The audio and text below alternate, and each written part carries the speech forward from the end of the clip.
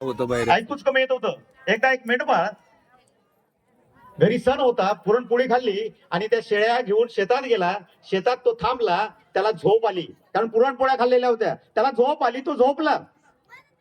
त्याच्या शेळ्या दुसऱ्या शेतात निघून गेल्या कुठेतरी बाजूला. तो उठला, त्यांनी पाहिलं, अरे आता कसं करायचं, माझ्या 4 बाकीच्या 50, त्याच्या 15, त्याच्या 20 अशा माझ्याकडे एवढ्या आहेत, आता मी काय करणार. तो गेला आणि बाजूच्या शेतातल्या मुलाला म्हटला की अरे भैया, माझ्या शेळ्या गेल्यात, तू पाहिल्यात का, तू पाहिल्यात का. तर याला काही कळालं नाही. त्यांनी हात केला, गाव त्याला बाहेर म्हटलं असेल. काहीतरी हा दुसरंच बोलतोय, आता माझ्या शेळ्या पाहिल्यात का. अरे ते काय, त्याला वाटलं हा गाव मी विचारतो. त्याने हात केला इकडं, त्याने हात केला इकडं. त्या शेळ्या पाळणाऱ्याला वाटलं की इकडे हात केला, आपण इकडे गेलं पाहिजे. तो तिकडे गेला.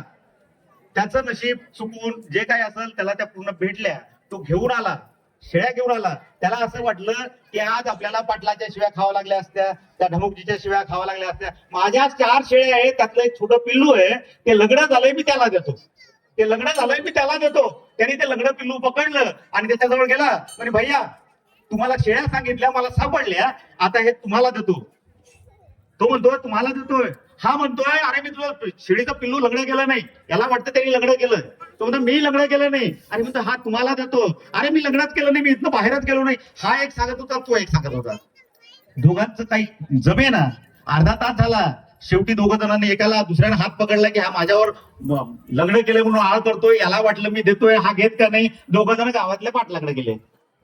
पाटलाकडे गेले तर पाटील बाहेर येत होता. पाटलाला ते म्हणाले की पाटील साहेब, शेळ्या अशा अशा गेल्या होत्या, यांनी मला दाखवल्या, मी एक पिल्लू त्याला द्यायला लागलो, तो घेत नाही. हा म्हणतो पाटील साहेब, मी लग्नच केलं नाही, मी माझ्या शेतात होतो, यांना आला, यांनीच बोलला माझ्याशी, हात पिल्लू घेऊन आला, हात मला म्हणायला लागला तुम्ही लग्न केलं. पाटलांनी त्या दोघांकडे पाहिलं आणि विचार केला हे आत्ता बायकोशी 2 मिनिटापूर्वी भांडण झालं, हे शेतापर्यंत कसं पोहोचलं. आणि हे दोघं जण मला माझी बायको घरात घ्या म्हणून सांगायला आले. अरे जा, मी घरात घेणार नाही म्हणे. तर असं या बहिराच्या गावामध्ये आता काम सुरू झालं म्हणून ठीक आहे, नाही तर आम्ही काय म्हणत होतो, आमची ही सगळी मंडळी तिथं सांगत होती, तिथली मंडळी काय करत होती, हा मुद्दाच नाही. हा गमतीचा विषय झाला मित्रांनो. खऱ्या अर्थानं आता सरकार साहेब बोलताना खूप छान बोलले की आज मला ही सगळी लोक पाहून असं कुठंतरी वाटलं की लोकोत्सवाकडे आम्ही जात आहोत का. ही तुम्ही गावातली मंडळी ही या तुमच्याशिवाय काहीच होत नाही, पैशाने काही होत नसतंय.